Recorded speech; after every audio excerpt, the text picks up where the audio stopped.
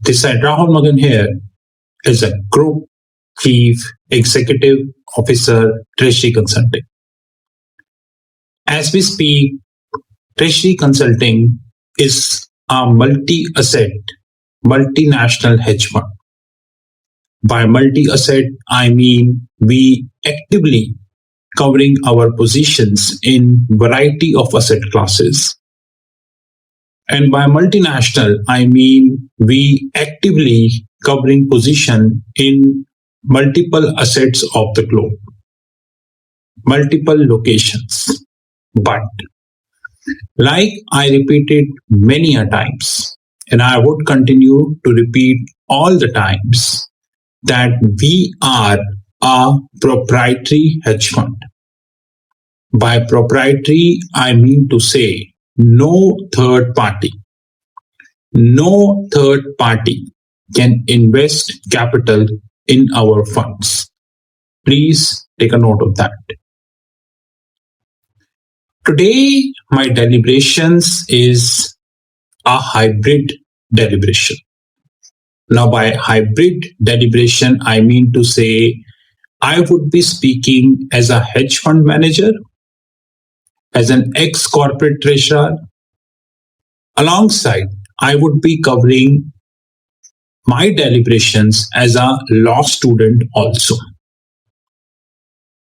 We all know what is happening with Chanda Kocchar case. Around 4 to 5 years ago, when Chanda Kocchar was getting the limelight, I raised this in the public domain about credentials of ICICI Bank. We are living in a system when people get a limelight, millions of people chase that person. And after that, FTX, ICICI Bank, there are variety of examples, Rana Kapoor, and we have so many examples that these people got limelight and later on what had happened.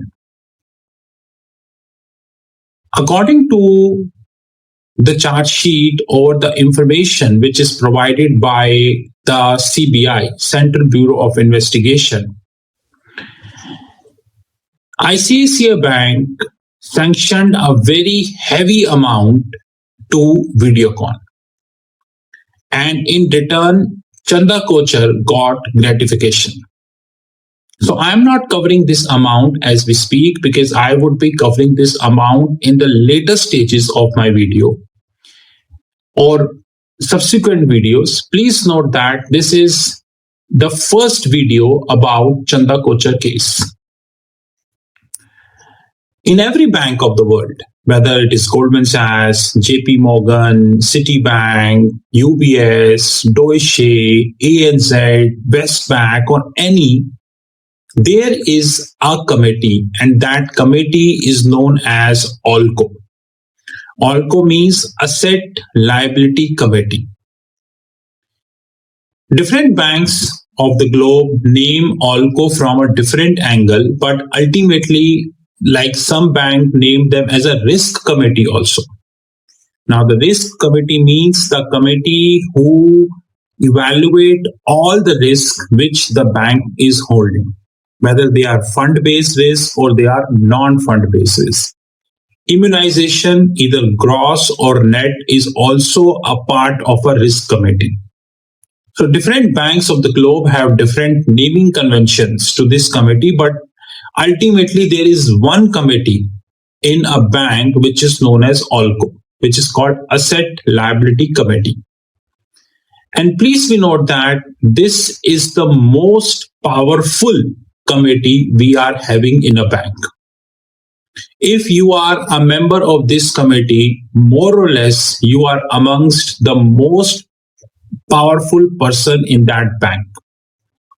And fortunately, if you're working in Goldman Sachs, JP Morgan, and these top banks, and if you are part and parcel of this committee, it means you are in elite class of this bank.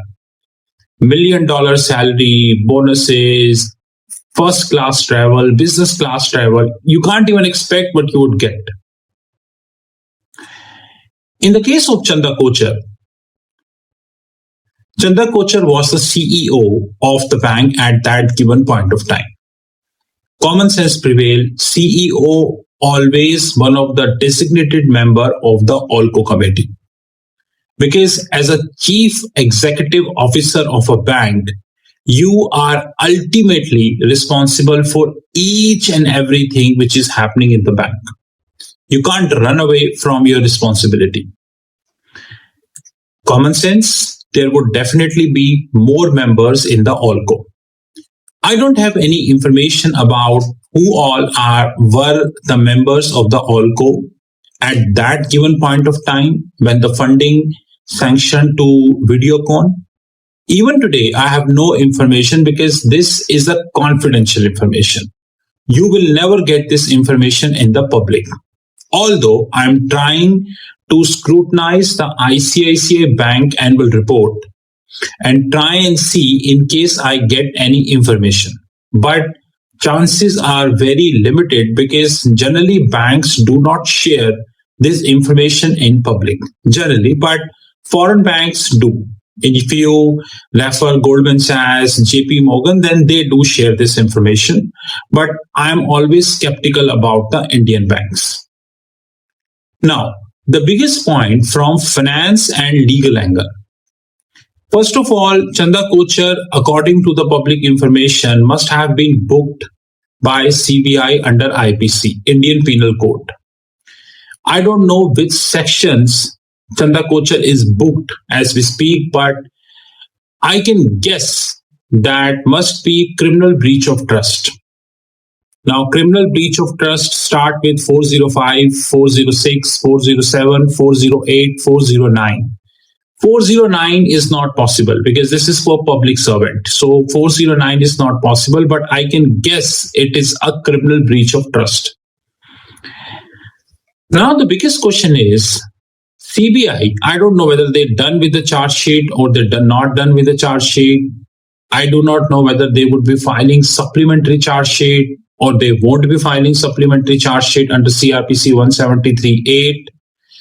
I don't know whether only first information report has been done, to be honest, based on the information they received from whatever source.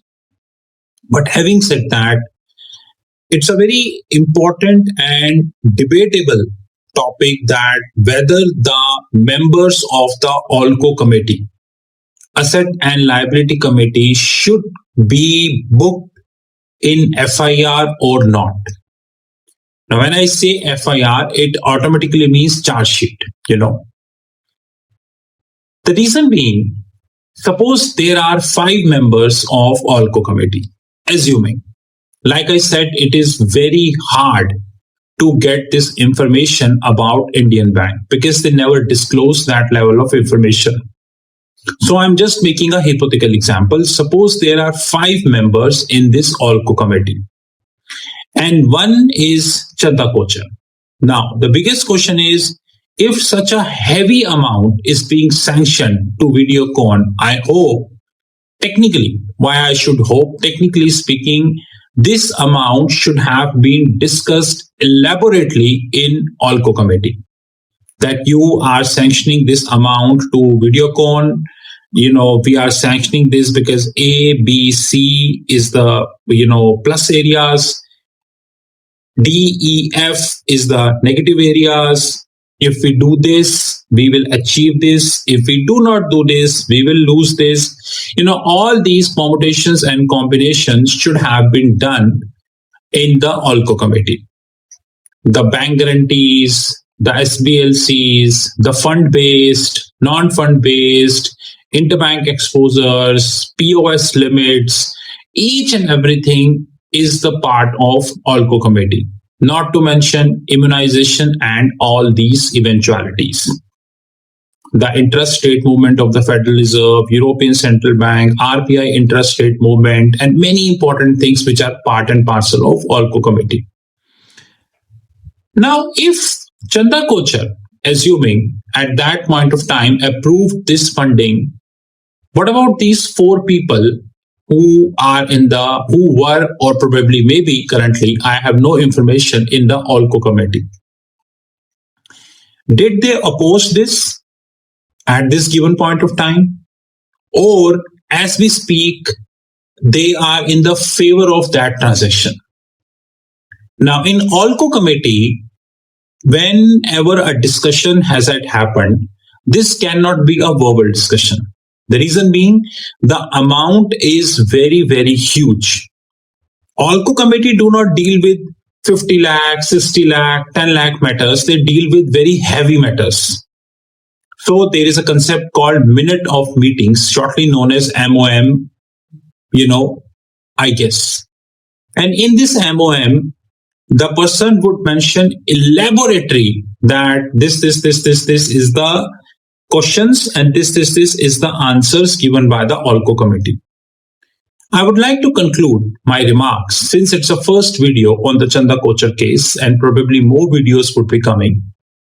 Number one, can we ignore the minutes of meeting of ALCO during the time of the sanctioning of the fund to Videocon? Number two, if we have the copy, I'm not saying I get the copy, you're taking me otherwise. Only the CBI is authorized, or probably some other investigating agency is authorized to have this copy. Whether CBI or probably any other investigating agency having the copy of the minutes of meeting, because if they would be holding the copy of the minutes of meeting, in this eventuality, they would get to know, apart from Videocon, how many more sanctions at this point of time was done. Currently, this information is not in public, so no comments. More importantly, they would get to know whether this funding was holistically approved by the ALCO committee, or whether a part or a fraction of the ALCO committee approved this transaction. Currently, we have no information, so no comments. If it is approved by a majority, like hypothetical example, there are 5 members in the ALCO committee of ICICI Bank. Out of 5 members, 4 approved this, 1 went against. Assuming, it means almost 80% of the majority is with that transaction. We would be questioning the balance 4 people, because one of the, definitely the Chanda Kocchar CEO, the balance 3 people, that why did you approve this? Last but not the least, unfortunately, in Indian banking context, people hardly talk about ALCO, Asset Liability Committee. Even if you scrutinize the Google, if you scrutinize the RBI Master Circular, even you scrutinize FEMA, which is Foreign Exchange Management Act, even you scrutinize the appeals, 2000 FEMA, you will not see the concept like ALCO committee. On this topic, you will find a very less text as far as the Indian banking is concerned. But that doesn't mean that bank do not have a powerful committee who handle this. Yeah, probably the tactful word is the ALCO committee. The bank might be using some other word. That's separate. That's my question. Whether CBI should be looking for rest of the members of ALCO or not. Because it's a criminal breach of trust, which is under IPC, Indian Penal Code. Probably once I have more information, I would have more detailed video in that regard. Guys, do remember that, suppose there are 5 members in ALCO committee, hypothetical example, and out of 5 members, 4 went in the favor and 1 went against.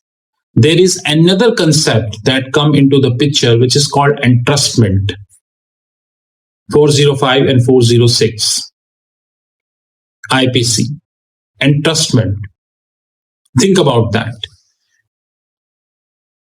And it is tip of an iceberg, I'm telling you, because in Indian context, the banks You know how the loan system works in Indian context.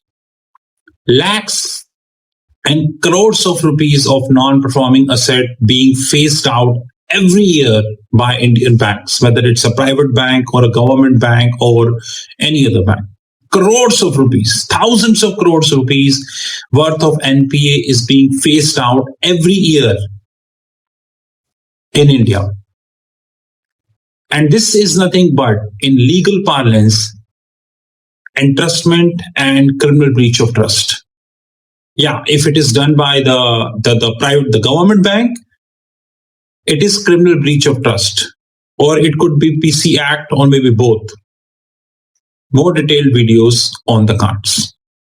This is Rahul Magan from Rishi Consulting Group. You knew my personal number, +91 9899 242 978. Let me repeat, +91 9899 242 978. Alternatively, in case if you're seeking more information, you can visit our fixed income platform, www.fixedincome.global. Let me repeat, www.fixedincome.global. Thank you very much and have a great time.